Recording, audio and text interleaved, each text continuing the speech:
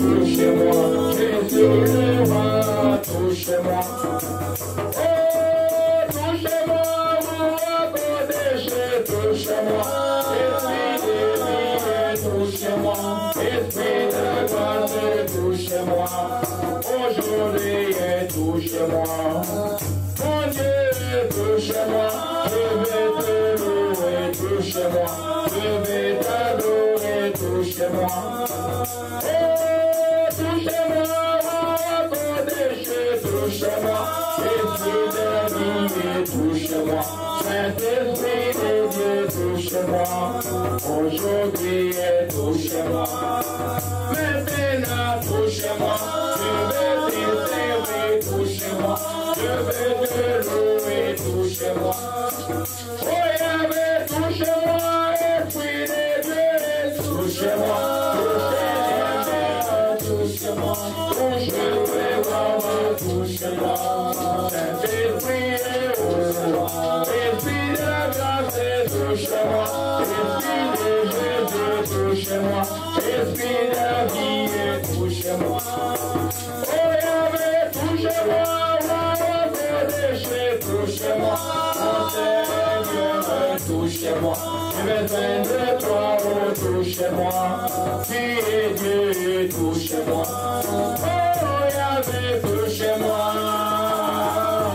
touchez-moi, esprit de la vie, touchez-moi, aujourd'hui, touchez-moi, je vais louer, touchez-moi, esprit de la vie, touchez-moi, Saint-Esprit de Dieu, touchez-moi, qui est Seigneur, touchez-moi, mon Dieu, touchez-moi, Yahweh, touchez-moi, oh, oh, touchez-moi, oh, Yahweh, touchez-moi, je vais aimer toi, touchez-moi, oh, protéger, touchez-moi, Esprit de Dieu, touchez-moi, aujourd'hui, touchez-moi. Mon Seigneur, touchez-moi, je parle toi, oh, Esprit de la grâce, touchez-moi, Saint-Esprit, oh, glorifie la Dieu, touchez-moi, Esprit de vie, touchez-moi, Esprit de la grâce, touchez-moi, oh Dieu, touchez-moi, Yahweh, touchez-moi, Yahweh, touchez-moi, touchez-moi, Jésus-Christ de Nazareth, touchez-moi, par ton esprit, touchez-moi, conduis-moi, touchez-moi, tu es saint, touchez-moi, Esprit de Dieu, touchez-moi, Esprit de révélation, touchez-moi, Esprit d'intelligence, touchez-moi, Saint-Esprit de Dieu, glorifie à Dieu, touchez-moi.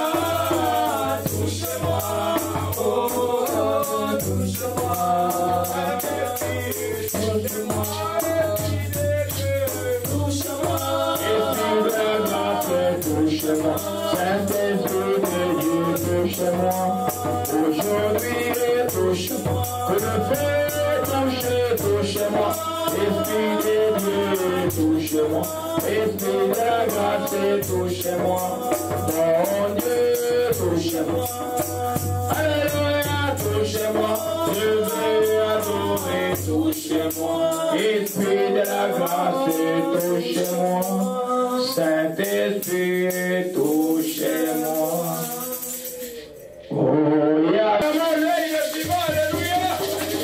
Voilà, Jésus-Christ, que ton nom soit béni. L'esprit de mort, reprisez l'esprit, reprends la joie du Saint-Esprit. Reprends la joie de j'ai quitté ma maison vers ce lieu de prière pour te louer, pour t'adorer. Merci Seigneur d'avoir agréé ma louange, mon adoration. Maintenant Seigneur, je vais écouter ta parole. Oh, qu'elle soit la sémence qui me délivre aujourd'hui, la sémence qui me libère. Seigneur, merci encore. Qu'elle va porter le fruit, cette semence, et les fruits qui vont demeurer et qui vont être vus. Père, je te rends grâce au nom de Jésus-Christ. Je t'ai ainsi prié. Amen. Amen. Gloire à Jésus-Christ. Tout est là aujourd'hui, beaucoup de joie. Amen. Amen. Aujourd'hui, on va un peu se conformer un peu à ce que des fois le monde peut programmer certaines choses qui peuvent, ou les coutumes peuvent se conformer des fois à quelque chose qui va avec la parole de Dieu. Aujourd'hui, dans le monde, le monde, entre les parties occidentales, France et États-Unis ici, on fête la fête des mères. Alléluia. Amen. Alors, hier, je suis revenu un peu tard, j'ai fait une randonnée un peu de prière pour les gens à Ottawa et puis à Embrun et puis dans la région là-bas pour une de mes filles qui avait accouché et puis pour les autres choses que je suis allé faire. Je suis rentré tard, j'ai dit bon, il faut que je prépare un message demain pour la fête de mère. Et l'Esprit m'a donné, il dit non. Ce que tu avais enseigné avant, ils n'ont pas encore appréhendé cela. Reviens sur ce que tu as déjà enseigné. J'ai regardé, il y avait au moins 3 choses que j'ai enseignées. Au moins, je reprends un des enseignements clés sur la maman que j'ai donné, je crois, en 2013 ou 2010 ou 2013, je crois. Quelqu'un va dire, mais pourquoi le pasteur reprend? Parce que Philippiens 3 dit, je vais vous lire alors un peu dans Philippiens chapitre 3 verset 1. Gloire à Jésus-Christ. Célébrer dans la joie. Alléluia, alléluia. Que son nom soit béni, Jésus-Christ. Alléluia. Philippiens 3 verset 1 dit, je ne me lasserai point de vous écrire les mêmes choses. Et pour vous, cela est salutaire. Je ne me lasserai point de vous écrire les mêmes choses. Quand vous voyez les 4 évangiles, on appelle les synoptiques, c'est les mêmes choses qui reviennent. Vous voyez les épîtres des apôtres, ils se complètent, c'est les mêmes choses. Les disques de Jésus, c'était un vieux disque, mais qu'il faut répéter tout le temps. Aujourd'hui, on ne connaît pas les disques, c'est les CD. À le monde, il y avait des disques de 33 tours. Ouais. Et puis après, aujourd'hui, c'est les CD. C'est le même CD qui doit jouer tout le temps. Puisque le CD, le contenu du CD prend le corps avec toi. Amen. Et transforme ta vie. Alléluia. Amen. Ça, c'est le but de cet enseignement aujourd'hui que j'ai beaucoup aimé. J'ai même quand même pris le temps de méditer encore pendant près de 2 heures pour ça, pour que Dieu nous donne encore beaucoup d'ingrédients par rapport à cet enseignement. Maman, sois consciente de ton importance. Amen. Ou sois consciente que tu es important. Amen. Alléluia. Amen. On regarde aujourd'hui, à Kinshasa, les enfants qu'on appelle les chèques. C'est les enfants de la rue. Ils ont eu des mères. Ils ont eu des génitrices. Ils ont eu des mamans qui les ont gardés pour 9 mois simplement. Et après, on les a abandonnés. D'autres vont dire c'est à cause de crise économique. Dieu te va dire c'est à cause de ceci, mais il n'y a aucune raison pour laquelle une vraie maman puisse abandonner ses enfants. Amen. Parce que Dieu, quand il crée l'homme et la femme pour qu'ils fondent une famille et pour qu'ils procréent. Le message de Père va suivre encore cette année, ça sera encore plus profond. Aujourd'hui, nous parlons des mamans. Nous parlons des futures mamans. Nous parlons des nières mamans. Hein? Nières mamans, vous savez qui vont être maman dans quelques mois. Nous parlons de tout le monde qui va être maman. Même Déborah va être maman dans 20 ans, je ne sais pas. Elle est où je ne sais pas quand. Amen. Amen. Mais c'est un enseignement important de comprendre que si tu n'es pas conscient de ce que tu es, tu n'es pas conscient de ton rôle, tu ne peux pas accomplir ton rôle. Dans nos traditions, même les traditions africaines anciennes, les mamans ont un rôle très très clé de la société. Et elles prennent encore aujourd'hui les rôles très très au sérieux. Mais pour que tu prennes ton rôle au sérieux, tu dois savoir que tu es importante. Amen. Parce que tu ne peux pas retenir ce que tu ne sais pas que tu as. Quand tu sais que j'ai quelque chose de très important, tu fais tout pour retenir cela, pour que cela puisse être un bénéfice. Parce que tout ce que nous avons dans la vie n'est important à partir du moment où ça passe à la génération qui suit. En d'autres termes, tu n'es pas maman pour toi-même. On t'appelle maman. Que tu sois marié, que tu sois seul, que tu aies adopté des enfants, tu es maman. Tu es là pour passer quelque chose à une génération future. C'est vrai que ce que tu fais présentement est très important, mais il y a quelque chose que tu dois passer, qui doit glorifier Dieu dans ta descendance. C'est là que tu dois te rendre, tu dois te dire, je parle aujourd'hui de la maman chrétienne, de la maman qui craint Dieu. Même les mamans qui ne connaissent pas Dieu peuvent prendre ces messages et que leur vie soit transformée. Amen. Alléluia. Amen. Amen. Tu es important parce que Dieu leur donne. Vous savez que quand vous allez dans Exode 20, verset 12, Dieu dit, honore ton père et ta mère afin que tu aies une longue vie. Parce que pour qu'il y ait un enfant, il faut un père et une mère. Comme j'ai dit, il ne suffit pas de mettre des enfants au monde, les laisser au gré de la société, mais tu es là pour les instruire, tu es là pour les éduquer, tu es là pour se sacrifier pour eux. On va voir en détail. Sans nous, on fait des sacrifices pour l'enfant. Disant, tu es évident seulement 9 mois d'avoir mis des enfants au monde, tu ne peux pas être qualifié de t'appeler mère selon Dieu. En d'autres termes, on ne cesse pas d'être mère jusqu'à l'extrême vieillesse. Vous allez voir dans les prisons, les grands criminels qu'on a arrêtés, vous allez voir la seule personne qui vient visiter sa vieille mère des fois qui vient. Il est un grand criminel, mais sa mère vient le visiter. Amen. Alléluia. C'est quelque chose que Dieu a mis dans la femme. Et la femme, le devenir de la femme, c'est de devenir une mère. C'est-à-dire quelqu'un de très important dans l'entité, la première entité de Dieu, de l'Église qui est la famille. Amen. Alléluia. Amen. Alors, ce n'est pas pas seulement mettre au monde, mais c'est aussi, on reste mère à vie. Ma fille, elle va accoucher bientôt, tu vas rester mère à vie. Yes. La petite, jusqu'à ce qu'elle va avoir 70 ans, si tu as 100 ans, tu restes sa mère. Amen. Ça ne change pas. Amen.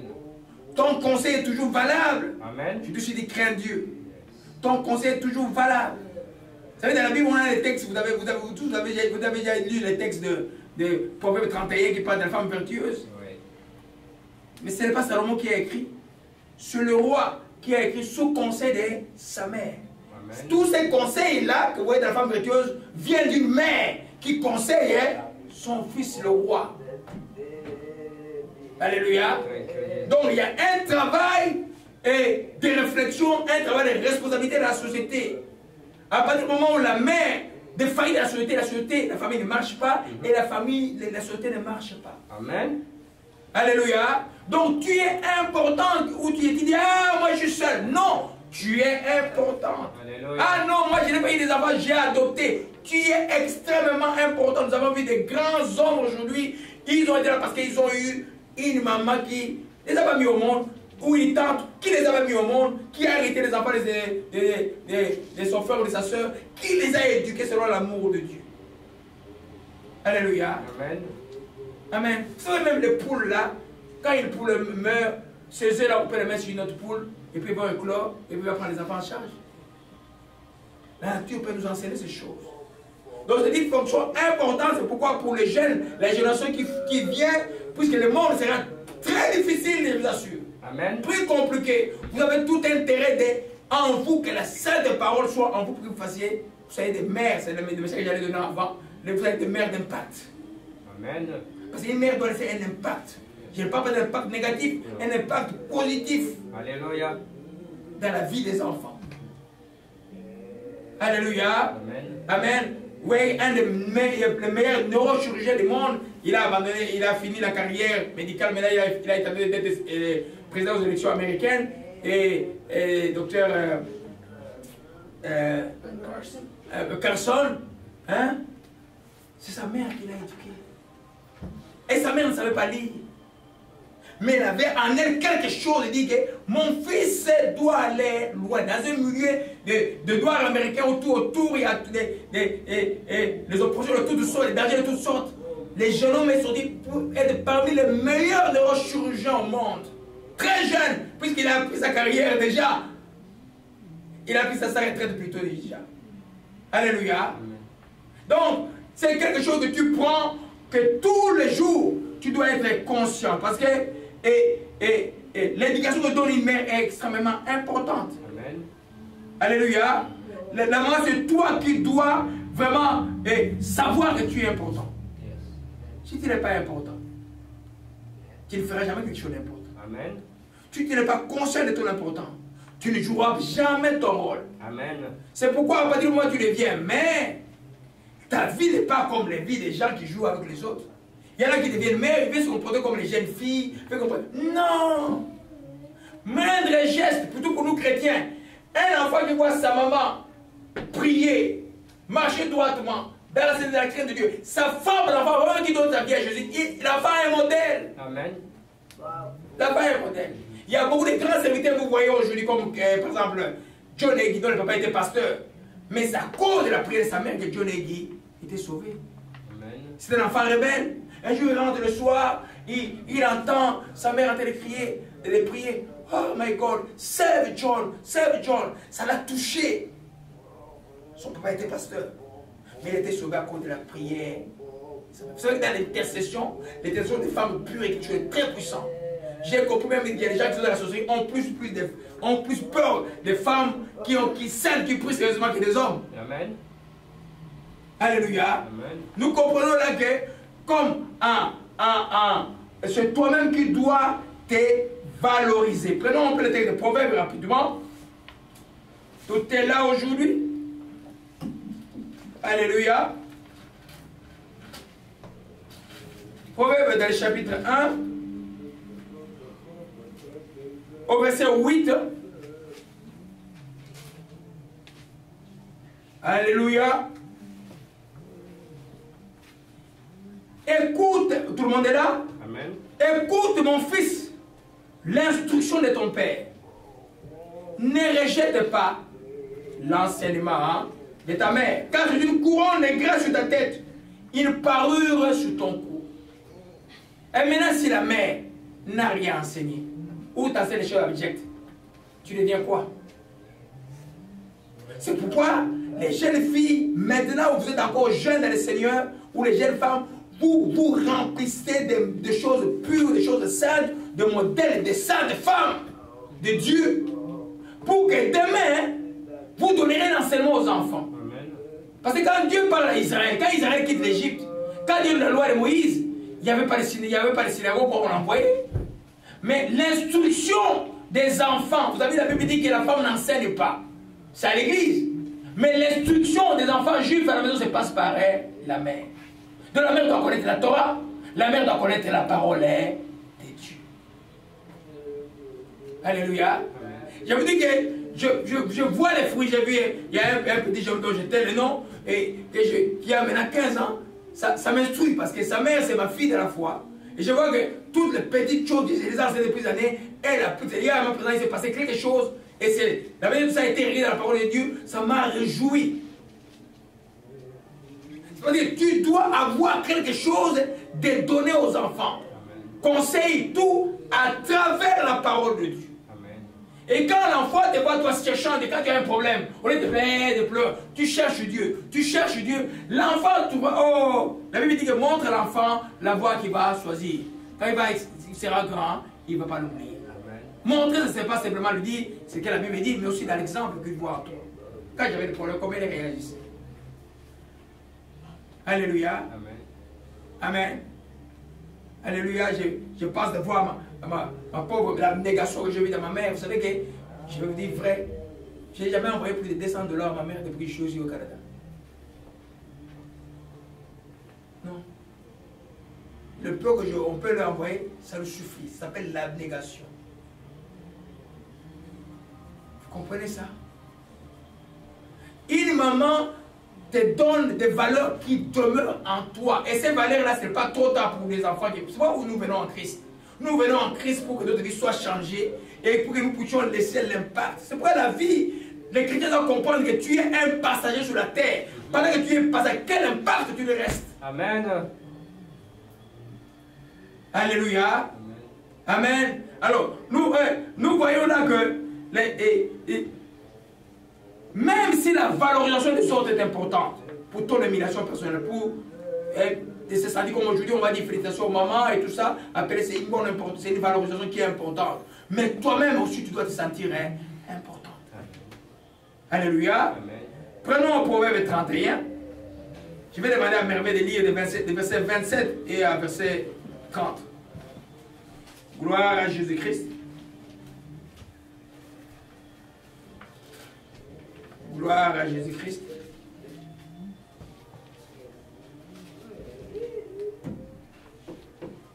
Amen. Proverbe 31, verset 27. Proverbe 31, verset 27. Je lis la parole du Seigneur Jésus-Christ. À 30. À 30. Elle veille sur ce qui se passe dans sa maison.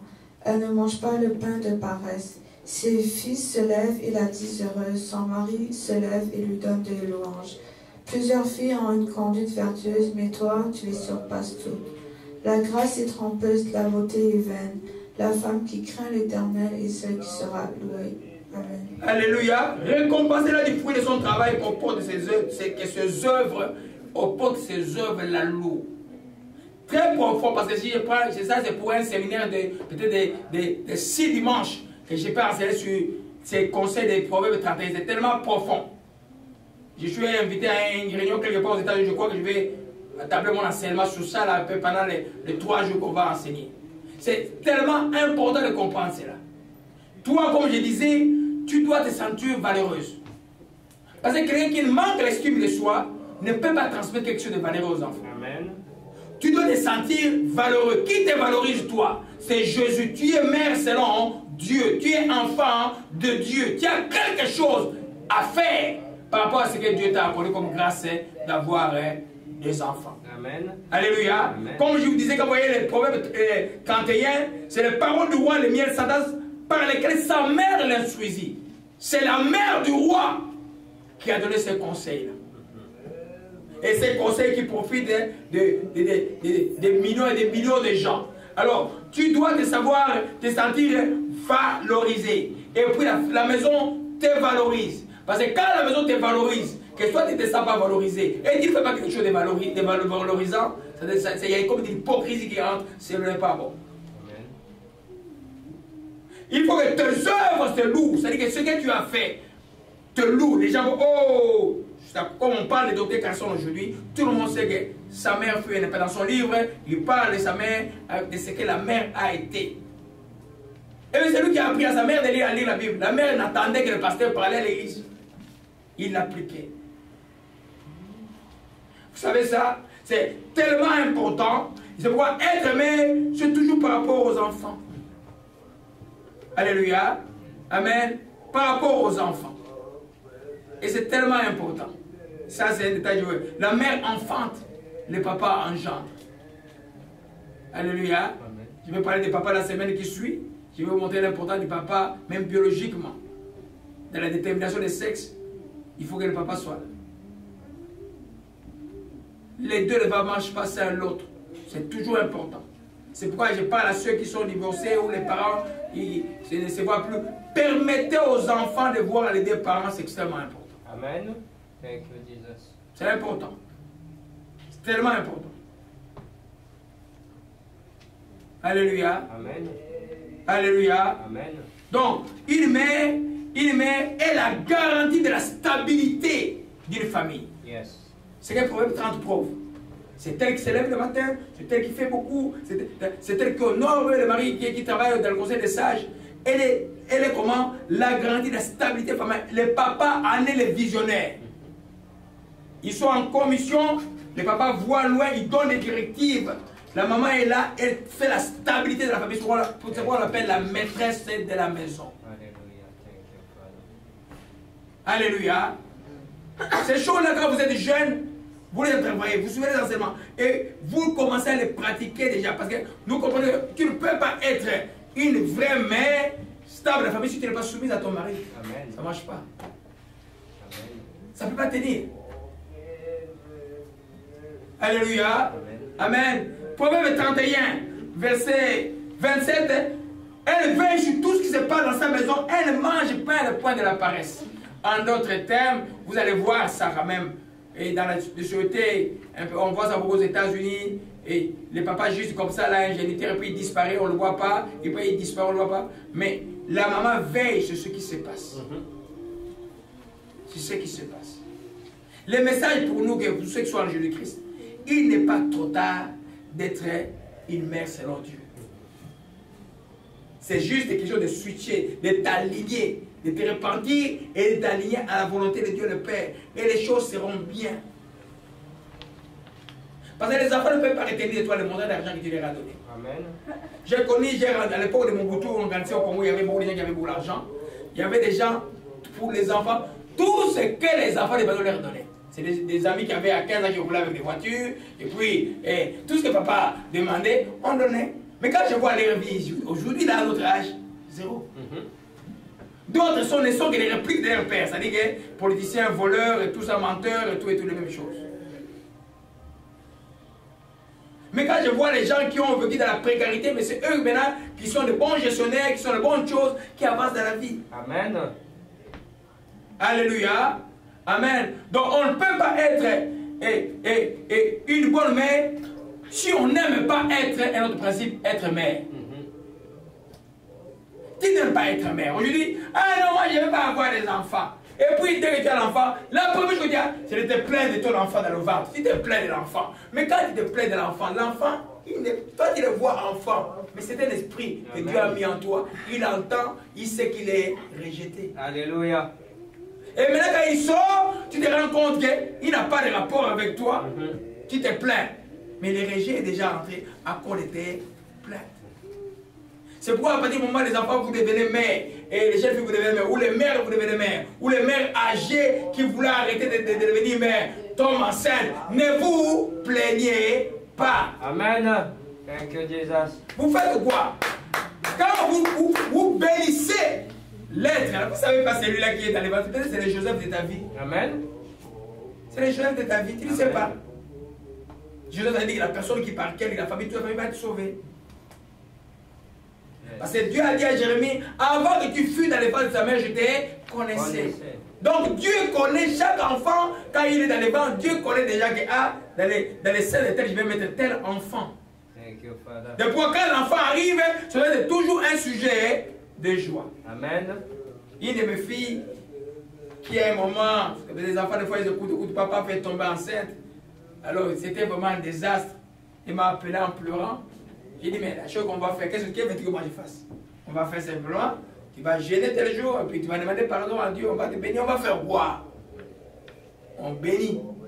C'est l'enfant que je suis allé bénir. Il dit, c'est pas vous qui touchez l'enfant, c'est moi qui bénis l'enfant. Mais elle avait la joie de garder son enfant.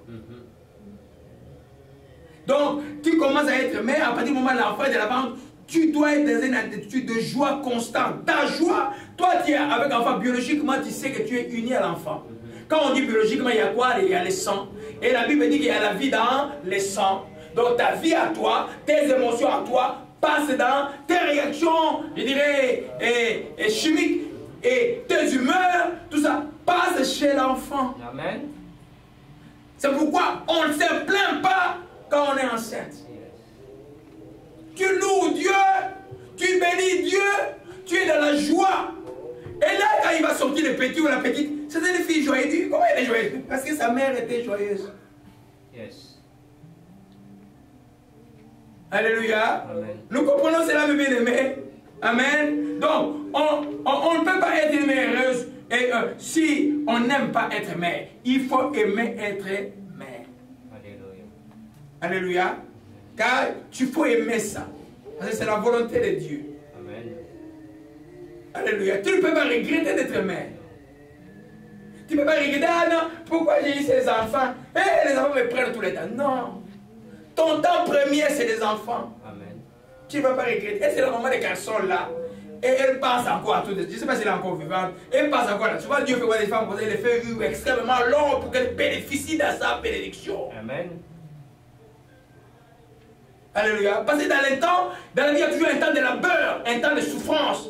C'est comme ça même dans l'accouchement de la femme, ça vient avec la douleur. Après, c'est le bonheur qui suit. Amen. Alléluia. Amen. Amen. Donc, nous comprenons, vous qui me suivez de suivre ici, c'est tellement important. Tu dois, même une grossesse non désirée, comme on dit médicalement, arrive pour le bien de l'enfant.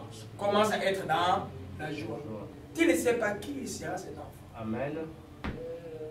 Et là, ils vont vous dire, ah non, c'est comme si l'enfant c'est l'enfant des démons. Non, c'est faux. Fausse doctrine. Tous les enfants qui naissent, c'est la partie de la Dieu. Oui. Jusqu'à un moment où ils arrivent au temps de la conscience de choisir Dieu ou le bien ou le mal. C'est les enfants de Dieu. Toi, reçois là, répands-toi. Et si tu es chrétien, tu as fait une erreur, tu as fait des erreurs, répands-toi. Ne pas que Dieu te pardonne. Simplement, Dieu t'a pardonné. L'enfant que tu as est précieux aux yeux de Dieu. C'est pourquoi Dieu te veut dans la joie. Amen. Alléluia. Amen. Beaucoup de gens craignent. Ah, comment je vais faire? C'est un des chapitres que j'ai écrit dans mon livre. Et j'ai une vision de quelqu'un qui devait avoir un enfant. Et puis, à cause de la peur de comment ils vont éduquer l'enfant, ils vont nourrir l'enfant parce qu'il n'avait pas de travail. Ils voulaient faire l'avortement. Heureusement que Dieu m'a appelé, il m'a révélé un jour avant. Je suis allé le voir. Il y a la mort chez vous. Qu'est-ce que vous voulez faire? La femme a commencé à pleurer. On voulait aller faire un avortement. J'ai dit, mon Dieu, la fille, c'est une belle fille comme ça. 15 ans. Alléluia. J'ai toujours dit à sa mère, c'est pas ton enfant, c'est mon enfant. J'aime beaucoup les enfants. Alléluia. Amen. Donc, nous comprenons, mes bien-aimés. Donc, ça c'est le principe. Quel cinquième principe nous voyons? On ne peut pas être une mère heureuse si on n'est pas une bonne épouse ou une épouse heureuse. C'est très difficile. Parce que ça va toucher. C'est pourquoi c'est très important que l'agencement du couple soit bien pour que les fonctions maternelles puissent être celles que Dieu désire. Alléluia. Parce que je vais parler de pourquoi j'ai dit cela. Quand tu as l'amertume dans le cœur par rapport à ton mari, ça reste un démon. Yes. Donc l'amertume, la Bible dit que c'est un poison qui va affecter plusieurs. Donc la rage ou l'amertume que tu as envers ton mari ou ton conjoint risque de venir affecter ta relation avec l'enfant. Et surtout si l'enfant aime beaucoup son père. Ah, on voit ça souvent quand le papa est parti. Oh, il a sa tête comme ça. Il a sa tête, il a la tête comme son papa. Hein? Il a son nez comme son papa. Quand il dit ça, c'est très grave. On ne fait pas ça.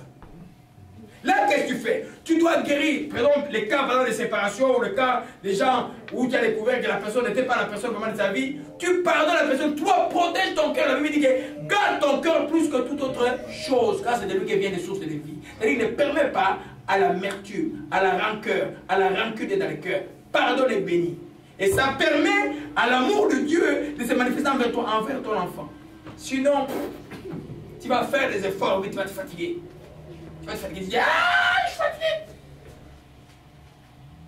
Alléluia.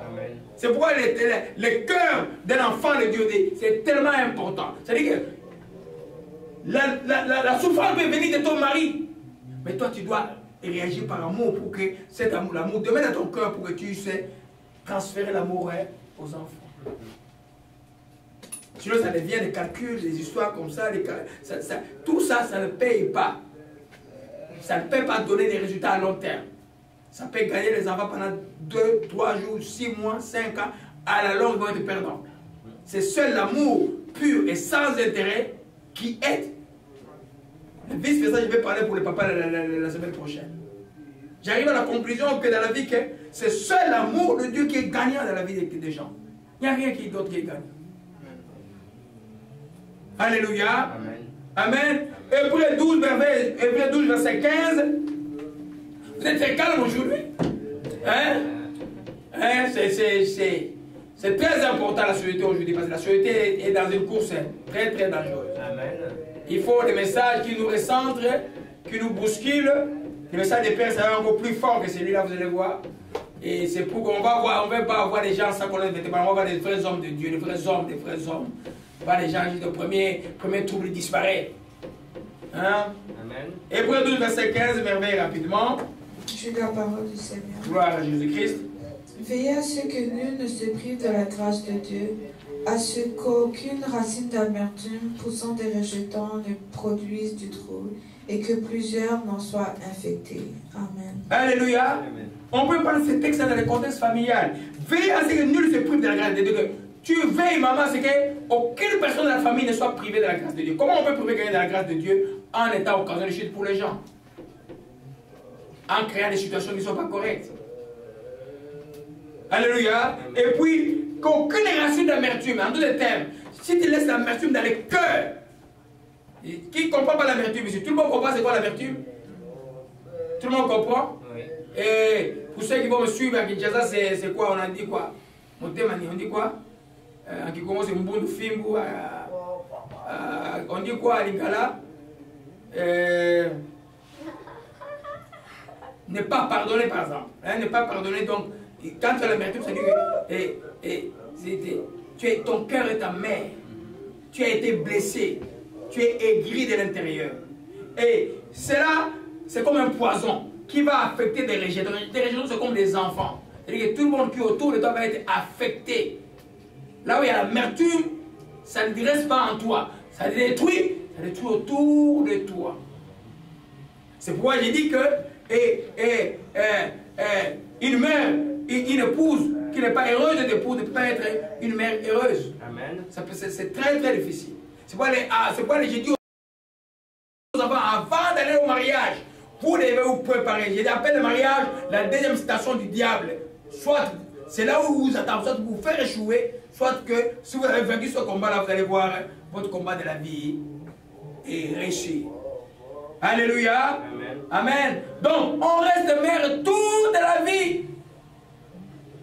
Tu ne peux pas dire, ah, maintenant mes enfants, mais parce que quand tu deviens grand-mère, il y a des grands-mères qui jouent plus de rôle plus que les mères aujourd'hui. À cause de quoi? De cet amour qu'ils ont. Toute la vie, tu restes mère. Yes. Peut-être celui-là qui est devenu adulte ou celle-là qui est devenue adulte, il n'est plus à ton contrôle, mais tu restes la meilleure conseillère dans les choses divines, dans les choses qui sont bonnes. Il ne faut pas être comme cette personne, et une jeune fille qui est ici, là, et puis le mari est dans une autre province, et elle achète une maison à Kinshasa, elle ne dit pas à son mari, et puis son père dit, ne le dis pas. Ça, c'est un papa maudit.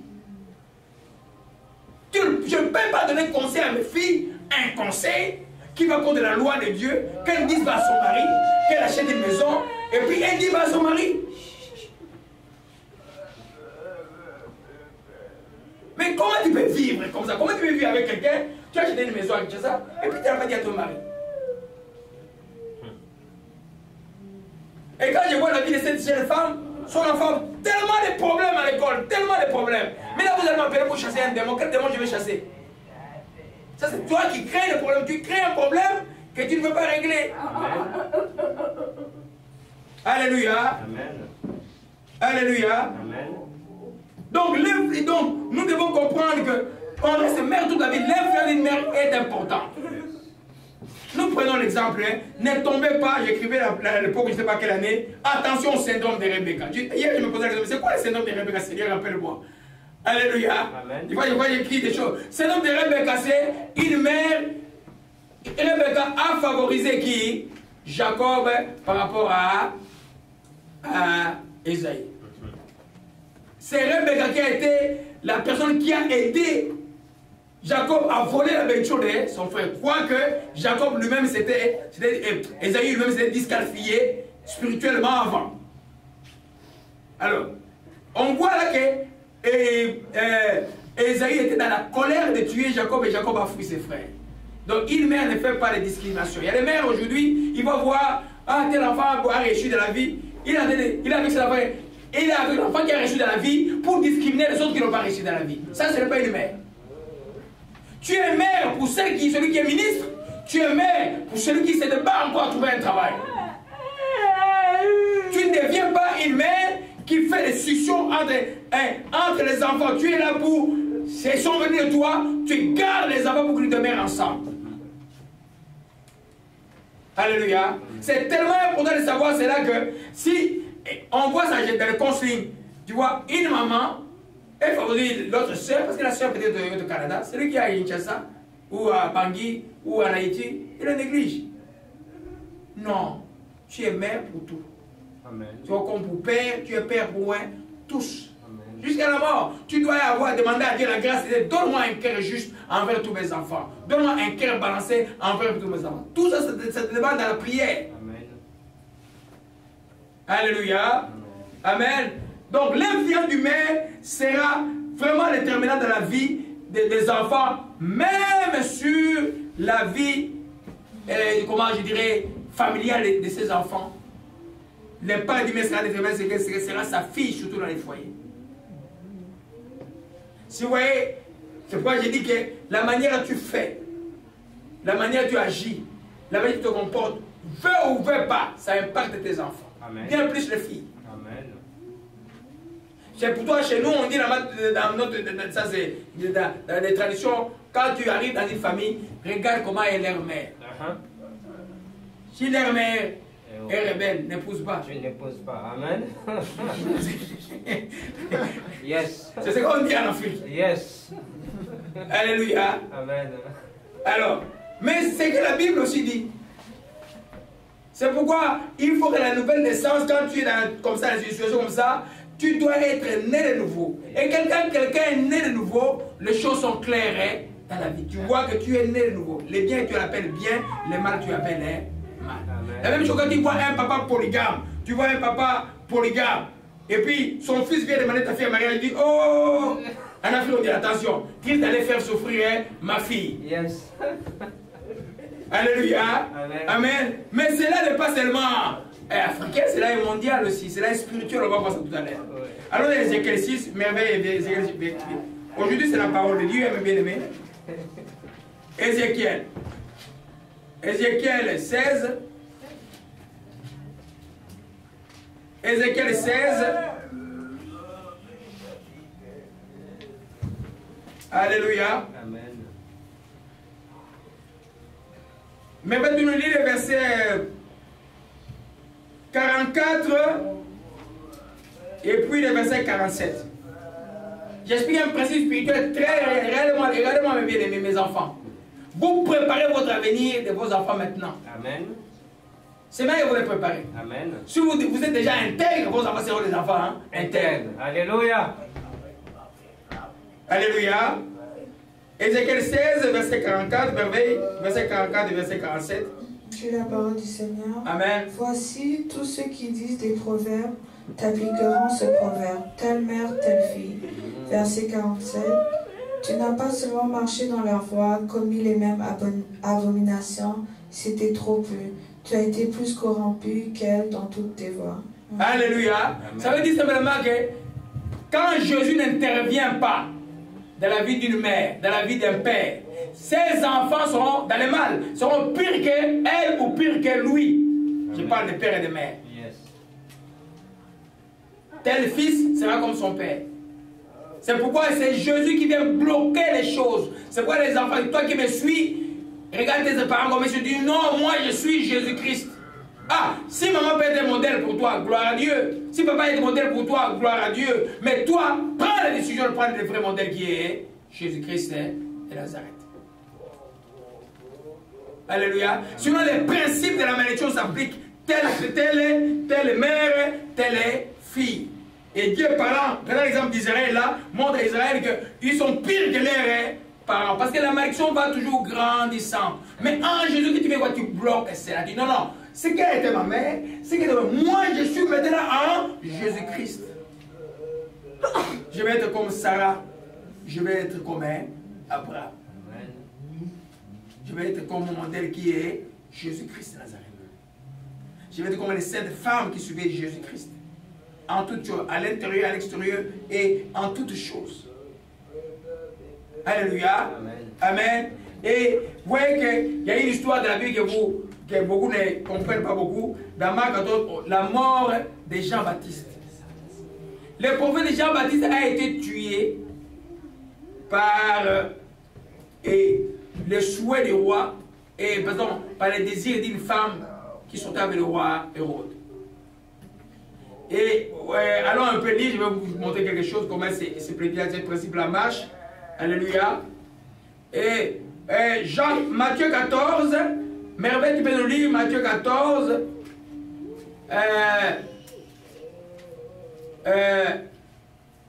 du verset 3 au verset 9. Je vais vous expliquer un principe important. Alléluia. Amen. Matthieu 14, versets 3 à 9. Je la parole du Seigneur. Car Hérode, qui avait fait arrêter Jean, l'avait lié et mis en prison, à cause d'Hérodias, femme de Philippe, son frère. Parce que Jean lui disait, il n'était pas permis de l'avoir pour femme. Il voulait le faire mourir, mais il craignait la foule parce qu'elle regardait Jean comme un prophète. Or, lorsqu'on célébra l'anniversaire de la naissance d'Hérode, la fille d'Hérodias dansa au milieu des convives et plut à Hérode, de sorte qu'il promit avec serment de lui donner ce qu'elle demanderait. À l'instigation de sa mère, elle dit, « Donne-moi ici sur un plat la tête de Jean-Baptiste. » Le roi fut attristé, mais à cause de ses serments et des convives, il commanda qu'on la lui donne. Continuez verset 9, 10 et 11. Et il envoya décapiter Jean dans la prison. Sa tête fut apportée sur un plat et donnée à la jeune fille qui la porte à sa mère. Amen. Alléluia. Hérodias, là, sortait avec son beau-frère et le prophète les reprenait. Mais sa fille qui voyait sa mère se comporter est venue danser une danse envoûtante devant. Hein? Ça, ça s'appelle l'esprit de Jézabel. C'est Jézabel qui était. Vous savez que Jean-Baptiste marchait avec l'esprit d'Élie. Vous voyez un peu? Comme Jézabel, l'esprit avait poursuivi Élie à l'époque, c'est le même esprit qui a cherché la mort de Jean-Baptiste. Qui était chez la mère, mais qui est aussi chez la fille qui a dansé. Et puis la tête, c'est la fille qui a pris la tête du prophète sans gêne, sans problème, pour apporter cela au roi. C'est qu'il n'y avait aucun modèle par rapport à la mère. Moïse, pourquoi tu n'es pas au plagnon? Pour les distractions, hein? J'ai senti comme il y a quelque chose qui me manquait. Amen. Pourquoi tu n'es pas bien là? Hein? Alléluia. Amen. Alors nous comprenons cela, que l'influence de sa mère a mal. Cette fille-là doit être à l'enfer pour l'éternité, pour avoir instigé la mort du prophète. Mais à cause de sa mère. Alléluia. C'était une mauvaise mère qui a utilisé sa fille pour le mal. Une mère ne peut pas utiliser sa fille pour le mal. Une mère utilise sa fille pour le bien et tout le temps la protège que le mal lui arrive. Sa fille et même ses enfants. C'est pas l'influence d'une mère, ce n'est pas à négliger. La même chose dans les ténèbres, quand une mère est dans les ténèbres, elle a une influence sur les enfants. C'est pourquoi les enfants doivent être des gens qui prient sérieusement et qui se désolidarisent la nuit comme le jour de la prière. Que ces choses-là, moi je ne suis plus moi, je suis en Jésus-Christ. Je ne vais pas suivre ces choses-là. Alléluia. Amen. Amen. Nous voyons maintenant, c'est quoi les qualités d'une mère en Christ? Quand tu as donné ta vie à Jésus-Christ, tu aspires à être mère. Ou tu es une maman qui vient de donner ta vie à Jésus-Christ. Ou tu ne connaissais pas Dieu. Maintenant tu commences à donner ta vie à Jésus-Christ. Une mère en Christ, une mère sur le Dieu, le premier principe que nous voyons, il y en a trois que nous allons voir rapidement, donnerait n'importe quoi pour sauver ses enfants. C'est pourquoi j'ai dit en Christ. Parce qu'il y a des mères qui peuvent abandonner leurs enfants. Les chiens que vous voyez à Kinshasa, ils sont là. Les enfants sans il y a eu des mères qui les ont jetés. C'est comme il y a des mères qui peuvent vendre leurs enfants. Et au plus offrant, on voit ça en Afrique aujourd'hui. Ah, quelqu'un arrive, vous ne le connaissez pas parce qu'il a l'argent. Ah, donc il épouse, même s'il y a une différence d'âge de 50 ans. Ça s'appelle le crime. Une mère donnerait n'importe quoi pour sauver son enfant. Pour que son enfant ait la vie. Une mère chrétienne donnerait n'importe quoi pour que ses enfants soient sauvés, connaissent Christ et Jésus. Et ça, quand les enfants sont sauvés, ça donne la première réjouissance d'une mère chrétienne. Mon enfant connaît Dieu, donc mon enfant a la vie éternelle. Je suis certain que quand moi je meurs, je vais me rencontrer avec mon enfant. Alléluia. Amen. Nous voyons dans la Bible une histoire très connue, mais moins exploitée. Alléluia. Nous allons dans 1 Roi 3. Nous voyons le premier jugement, si je me trompe, du roi Salomon. Alléluia. Nous voyons le principe qu'il même donnerait n'importe quoi pour sauver ses enfants. Pour que ses enfants n'aillent pas dans la détresse. J'en vois maintenant quand les mamans, quand on apprend l'enfant, commence à prendre le cannabis pour l'enfant. Tu vois, la mère ne dort pas jour et nuit. La mère devient comme folle. Parce qu'elle voit ce qui arrive à son enfant. Alléluia. Les entrailles d'une mère, quand son fils et sa fille est en danger, ne peuvent pas, à moins qu'elle soit une femme de foi, ne peuvent pas être tranquilles. Alléluia. Si vous le voyez chercher Dieu de toutes sortes, vous voulez faire des choses incroyables pour vraiment que l'enfant soit sauvé, soit délivré. Alléluia. 1 Roi chapitre 3. Je vais demander à Merveille de nous lire du verset oh gloire à Jésus-Christ. Lis juste le verset 16 au verset 20 et puis tu sautes au verset 25 au verset 27. Et puis je vais expliquer le contexte pour que tout le monde comprenne. Nous voyons le principe, les qualités d'une mère en Christ. Une mère en Christ, je vais parler aussi d'une mère aussi spirituelle en Christ. C'est-à-dire quand tu as amené des enfants en Christ, tu donnerais n'importe quoi pour qu'ils demeurent dans le salut, qu'ils soient sauvés. Alléluia. 1 Roi 3, versets 16 à 20, je la parole du Seigneur. Alors 2 femmes prostituées vinrent chez le roi, se présentèrent devant lui. L'une des femmes dit, « Pardon, mon Seigneur, moi et cette femme, nous demeurions dans la même maison, et je suis accouchée près d'elle dans la maison. 3 jours après, cette femme est aussi accouchée. Nous habitons ensemble, aucun étranger n'était avec nous dans la maison, il n'y avait que nous deux. Le fils de cette femme est mort pendant la nuit parce qu'elle s'était couchée sur lui. Et elle s'est levée au milieu de la nuit, elle a pris mon fils à mes côtés tandis que ta servante dormait. Et elle l'a couché dans son sein et son fils qui était mort, elle l'a mis dans mon sein, l'a couché dans mon sein. » Verset 25. Et le roi dit, « Coupez en deux l'enfant qui vit et donnez-en la moitié à l'une et la moitié à l'autre. » Alors la femme dont le fils était vivant sentit ses entrailles s'émouvoir pour son fils, et elle dit au roi, « Ah, mon Seigneur, donnez-lui l'enfant qui vit et ne le faites pas mourir. » Mais l'autre dit, « Il ne sera ni à moi ni à toi, coupez-le. » Et le roi, prenant la parole, dit, « Donnez à la première l'enfant qui vit, ne le faites pas mourir, c'est elle qui est sa mère. » Amen. Alléluia. L'histoire c'est quoi? C'est 2 mères qui viennent accoucher avec des enfants, ils dormaient. Et l'une se couchant sur son enfant, l'enfant mourit la nuit.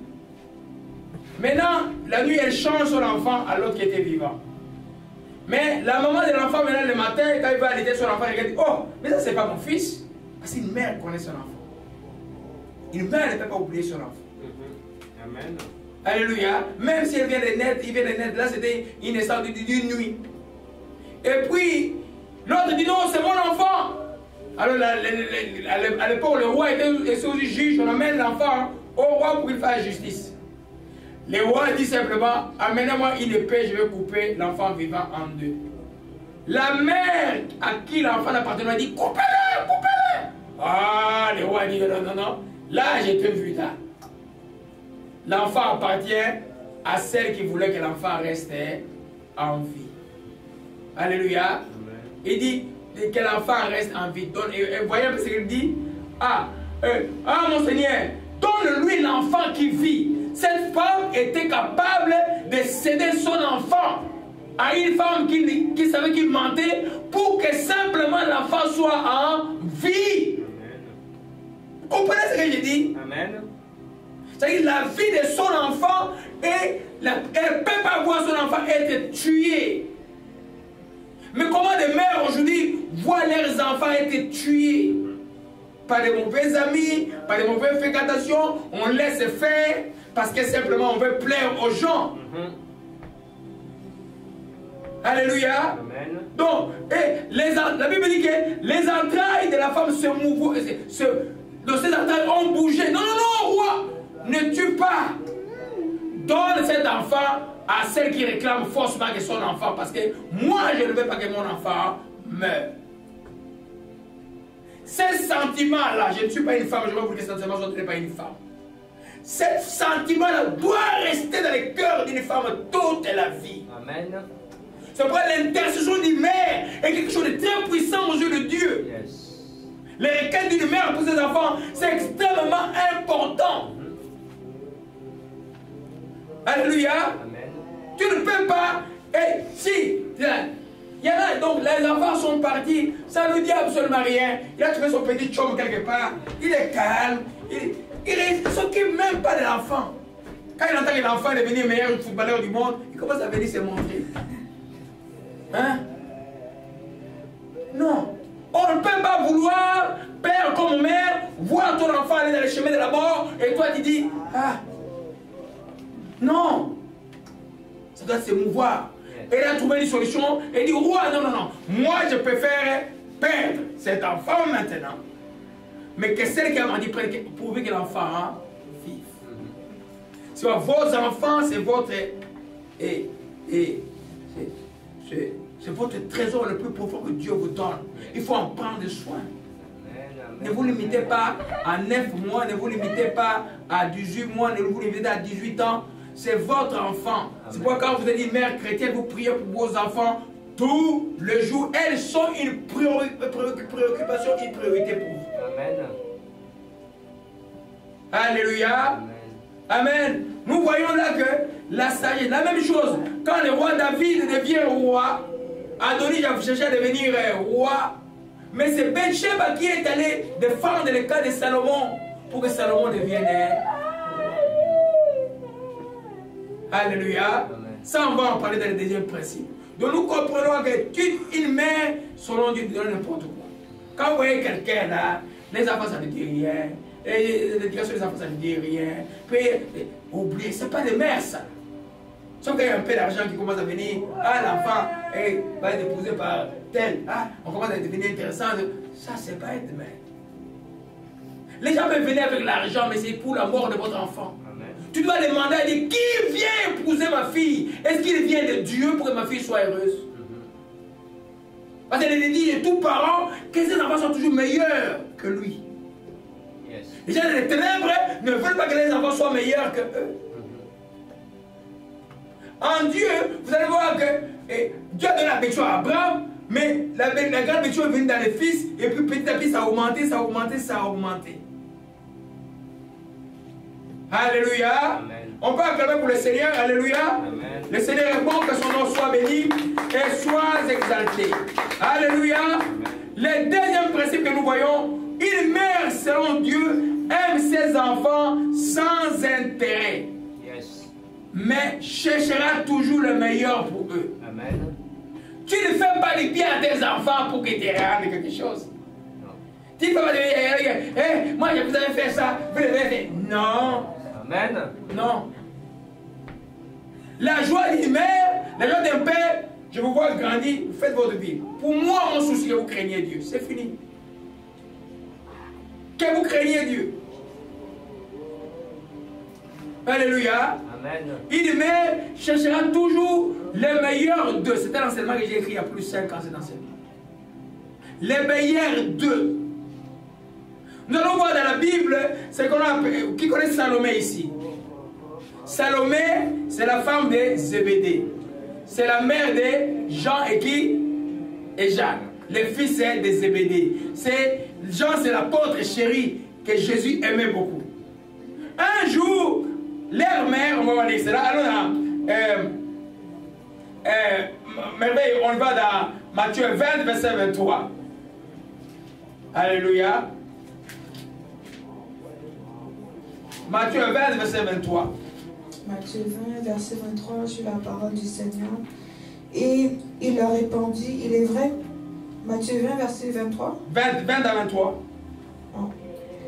Alors la mère des filles de Zébédée s'approcha de Jésus avec ses fils et se prosterna pour lui faire une demande. Il lui dit, que veux-tu? Ordonne, lui dit-elle, que mes fils que voici soient assis dans ton royaume, l'un à ta droite, l'autre à ta gauche. Jésus répondit, vous ne savez ce que vous demandez. Pouvez-vous boire la coupe que je vais boire? Nous le pouvons, dirent-ils. Et il leur répondit, il est vrai que vous boirez ma coupe, mais pour ce qui est d'être assis à ma droite et à ma gauche, cela ne dépend pas de moi, et ne sera donné qu'à ceux à qui mon Père l'a réservé. Amen. Alléluia. Alors la mère des filles de Zébédée s'approchait de Jésus et ses fils et pour lui faire une demande. Donc c'est la mère, elle voulait le meilleur de ses enfants. Amen. Et voilà, ses enfants aimaient Jésus, et avec Dieu, et voulait que ses enfants soient un à droite, l'autre. C'est un désir, je dirais, noble. Maman doit désirer le meilleur de ses enfants. Amen. En Afrique, on trouve les mères qui concurrencent leurs enfants. Quand tu vois une maman concurrencer ses enfants, elle est dans les ténèbres. Une mère en Jésus-Christ doit vouloir le meilleur de ses enfants. Elle ne peut pas vouloir que ses enfants soient plus qu'elle en toutes choses. Alléluia. C'est le désir de tous parents. Alléluia. Voyons que Salomé vient, elle vient avec tout le sérieux devant Jésus et demande, elle dit, c'est pour lui faire demande, fais-tu, ordonne que, lui dit-elle, que mes deux fils, que voici, soient assis dans ton royaume, l'un à droite, l'autre à gauche. Jésus dit, vous ne savez pas ce que vous demandez. C'est vrai qu'ils ont payé le prix. C'est vrai qu'ils ont été crucifiés aussi, comme Jésus-Christ, qui sont morts atrocement. C'est vrai aussi qu'ils vont avoir une place de gloire et qu'ils seront à droite ou à gauche, on ne le sait pas. Alléluia. Amen. Amen. C'est pourquoi, demande à Dieu, qui dit ça dans ton cœur, qu'être mère devait fatiguer. Demande à Dieu, c'est de donne-moi la joie d'être mère. Donne-moi la joie de continuer à être mère constamment. De toute façon, quand vous êtes en Christ maintenant, tout le monde doit engendrer des enfants en Christ. Tu dois amener un jour quelqu'un en Christ, Jésus. C'est malheureux que tu amènes quelqu'un en Christ, toi tu n'es pas joyeux d'être en Christ. C'est pas normal. Tu peux amener quelqu'un, c'est une des mêmes méditations de la route hier. Tu ne peux pas amener quelqu'un en Christ, toi-même tu n'es pas intéressé aux choses de Dieu. Aux choses de Dieu, tu es comme hypocrite. Alléluia. Gloire à Jésus-Christ. Nous comprenons cela. Amen. La même chose, nous allons dans 1 Roi chapitre 1, merveille rapidement. Alléluia. C'est l'histoire que je vous ai racontée tout à l'heure. On va y revenir rapidement parce que je dois prier pour les mamans. Gloire à Jésus-Christ. Ça, les plaies, c'est les plaies de Jésus-Christ. Les plaies de Jésus-Christ. Alléluia. Merveille, tu peux nous lire 1 Roi, chapitre 1, verset 17.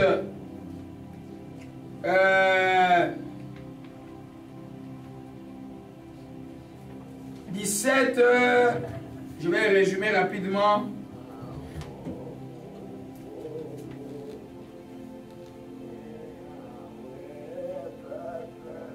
« 17 à 21 rapidement. Je vais expliquer le contexte, on va terminer par là. 1 Roi 1, verset 17 à 21, j'ai la parole du Seigneur. Amen. Elle lui répondit, mon Seigneur, tu as juré à ta servante par l'Éternel, ton Dieu, en disant, Salomon, ton fils, régnera après moi. Il s'assiera sur mon trône. Et maintenant, voici Adonijah règne. Et tu ne sais pas, ô roi, mon Seigneur, il a tué des bœufs, des veaux gras, des brebis en quantité. Il a invité tous les fils du roi, le sacrificateur Abiatar et Joab, chef de l'armée. Mais il n'a point invité Salomon, ton serviteur. Ô roi, mon Seigneur, tout Israël a les yeux sur toi, pour que tu lui fasses connaître qu'il s'assiera sur le trône du roi, mon Seigneur, après lui. Et lorsque le roi, mon Seigneur, sera couché avec ses pères, il arrivera que moi et mon fils Salomon, nous serons traités comme des coupables. Alléluia. Ça, c'est Bathsheba. Bathsheba, c'est la femme adultère. C'est le gars, l'enfant qui était mort. Mais Dieu, je ne sais pas par quelle manière, a promis que, le roi a promis que l'enfant de Bathsheba va régner, Salomon. Mais là, Adonijah qui était l'aîné, commence à se faire déjà roi. Le roi est très très vieux. Mais sa mère, c'est elle qui est venue sous conseil du prophète Nathan plaider la cause de Salomon, sinon Salomon ne serait pas roi. Il faut plaider la cause des enfants. Amen. Alléluia. C'est pas quand tu regardes ta vidéo et dis, oh, être mère, j'aurai le temps de repos. Non. Être mère, tu n'auras pas le temps de repos. Ils vont grandir, quand ils vont être vieux, et les petits enfants maintenant aussi veulent jouer à la grand-mère. Il n'y a pas les petits enfants, il n'y a pas des gens qui aiment plus que des grands-mères qui viennent et ma grand-mère, ma grand-mère. Donc, en d'autres termes, l'activité fait partie de la vie. Yes. Alléluia. Amen. Gloire à Jésus-Christ. Nous comprenons par là que et tu chercheras toujours, tu dis, je chercherai toujours le meilleur pour mes enfants. Alléluia. Par la grâce de Dieu. Alléluia. L'enfant est perdu, est loin. Toi, tu dois chercher comme mère comment tourner l'enfant dans la voie droite. Tout en l'aimant, tout en le corrigeant, en l'instruisant, mais tu veux le bien de ton enfant. Alléluia. Amen. Troisième principe que nous voyons les qualités d'une mère en Christ. Une bonne épouse est une bonne mère, car il y a un lien entre la soumission et les sacrifices que fait une mère. C'est très difficile. Tu quittes le travail, l'enfant est à la galerie, tu rentres à la maison, l'enfant, tu vas voir comment qu'est-ce que les enfants vont manger, et puis tu fais ceci, tu fais cela, c'est un sacrifice. Mais un sacrifice, quand on le fait avec joie, il n'est plus un sacrifice. Ça devient un bonheur. Amen. Tu dois avoir le bonheur de servir ta progéniture, de servir tes enfants. Je disais qu'il y avait un lien entre une femme, la soumission d'une femme au Seigneur, donc à travers son mari, et les sacrifices qu'elle peut offrir aux enfants. Si tu n'es pas soumis à ton mari, tu ne vas pas te sacrifier pour tes enfants longtemps. Amen. À un moment, tu vas les abandonner. Yes. Peut-être qu'ils n'auront pas l'intelligence de comprendre que tu les as abandonnés, mais tu vas les abandonner quelque part. Yes. Parce que, voyez un peu, je connais des mères comme ça qui a perdu son fils pendant 5 ans. Pendant 5 ans, elle n'a pas sorti le sourire. Comme ça. Je peux citer, je connais ce qu'est cette mère. Elle ne passe pas le sourire. Le fils est parti en Angola pendant 5 ans. La maman a perdu le sourire. Pas de nouvelles du fils. Jusqu'au jour où elle attend le coup de fil, son fils est vivant. Ah, il a la joie. Pourquoi j'ai fait le lien entre la soumission? Parce que la soumission fait partie de l'obéissance à Dieu. Femme, sois soumise à ton mari comme au Seigneur. Tu n'es pas soumis au mari à cause du mari, tu es soumis au mari à cause du Seigneur. La même chose, les sacrifices que te demanderont les enfants, ce n'est pas facile.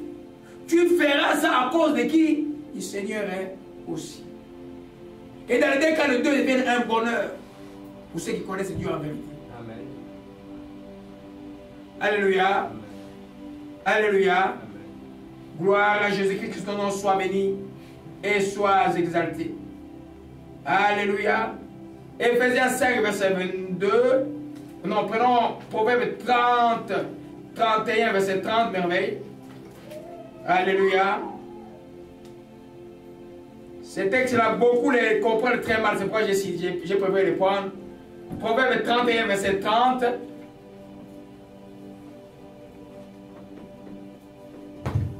Proverbe 31, verset 30. Alléluia. La parole du Seigneur Jésus. Amen. La grâce est trompeuse et la beauté est vaine. La femme qui craint l'Éternel est celle qui sera louée. Amen. Alléluia. Amen. La grâce est trompeuse. La beauté est vaine. La femme qui craint l'Éternel sera louée. Beaucoup comprennent mal le mot grâce. Vous savez que le français, c'est une des langues les plus précises du soir. Mais là, la grâce, ça ne veut pas la grâce de Jésus-Christ.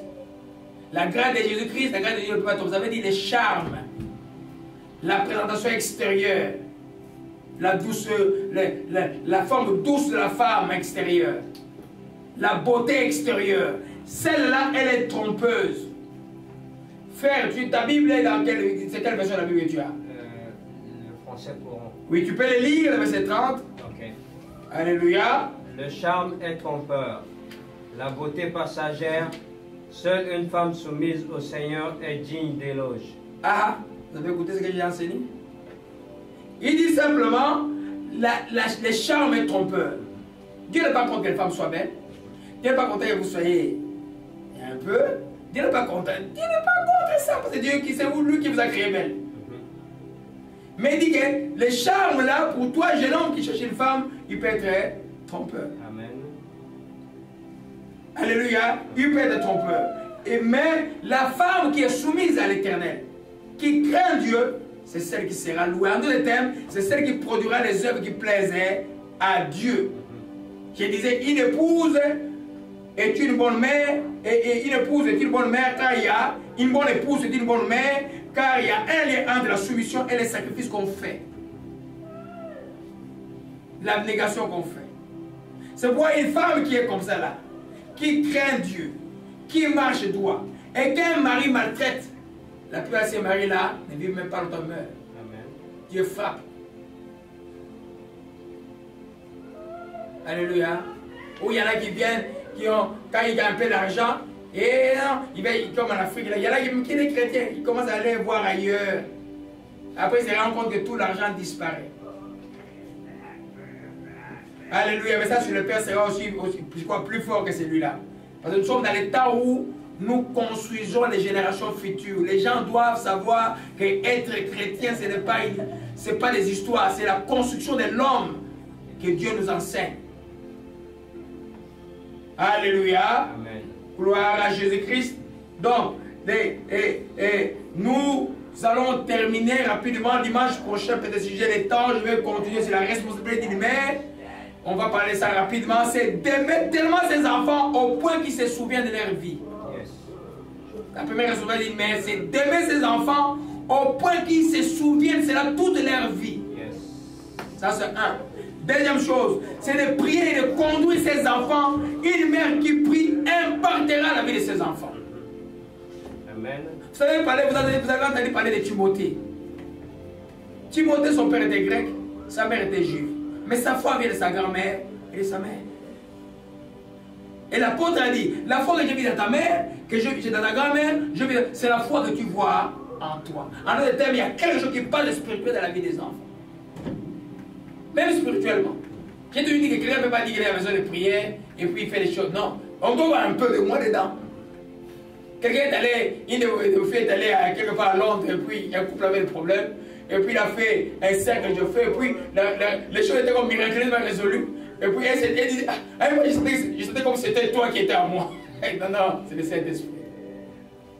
Alléluia. Amen. La même chose dans la famille. C'est que tu fais comme geste devant Dieu, la dévotion. Ça impacte les enfants. Amen. Ça impacte les enfants.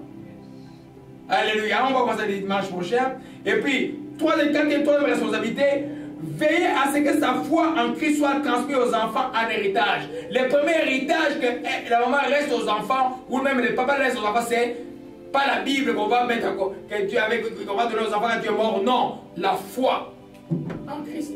Parce que la foi de Timothée était venue de sa mère et de sa grand-mère. C'est pourquoi la vie chrétienne que vous vivez à la maison impacte les enfants. Impacte les enfants d'une manière ou d'une autre. Alléluia. Amen. Je crois que c'est par là qu'on va terminer. Alléluia. Le quatrième principe que nous voyons sur l'image prochaine, une femme sage discipline ses enfants comme le Seigneur le fait. Yes. Pas des mamans gâteaux. Et je tic-tic, tout le monde achète. Les jeux qu'il a, il n'a même pas maîtrisé tous les qu'il y a dedans. Un second jeu, un troisième jeu, un quatrième jeu, jeu. Eh maman, donne-moi ceci, une fesse qui coule là derrière, à la veste. On achète tout à l'enfant. Non. Tu fais un être faible. Amen. À qui on ne dira jamais non. Au jour de la vie, même sans personne va lui dire non, il va se suicider. Yes. Hein? Yes. Maman, discipline les enfants. Alléluia. Quand ils font mal, tu disciplines. Alléluia. Quand ils font bien, tu récompenses. Amen. C'est comme ça que Dieu fait. Thank you, Father. Alléluia. Amen. C'est par là que nous allons terminer tout ça. On va voir ça dimanche prochain. Seigneur, nous glorifions ton nom en toute grâce. Nous te disons merci. Quel bonheur, ô Père, pour les mamans que tu nous as données. Quel bonheur, ô Père, pour le temps qu'elles ont pris de nous allaiter. Quel bonheur, ô Père, pour le temps qu'elles ont pris, ô Père, de nous élever, de se réveiller tôt, de faire des choses pour nous et de continuer à s'inquiéter de nous jusqu'à même à l'âge où nous sommes. Quel bonheur, ô Dieu, que tu as fait à ce que les mamans soient ce qu'elles sont, ô Père, surtout ceux qui sont en Christ et Jésus. Seigneur, aujourd'hui, nous pensons à toutes les mamans et nous bénissons ton Saint-Nom. Qu'elles soient comblées de grâce, qu'elles soient comblées de ta révélation, qu'elles soient comblées de ton Esprit Saint, ô Dieu. Père, nous te louons, que ton nom soit béni. Et sois exalté, nous te rendons grâce. Gloire et louange à toi, Seigneur, que ton nom soit béni. Tu es vivant, nous glorifions ton nom. Gloire et louange à toi, Jésus-Christ, que ton nom soit béni. Alléluia, alléluia. Alléluia, c'est miracle, gloire et louange à toi, Seigneur de gloire. Nous te louons, que ton nom soit béni. Alors que nous sommes en train de chanter, je vais demander aux mamans de passer devant, on va prier pour eux.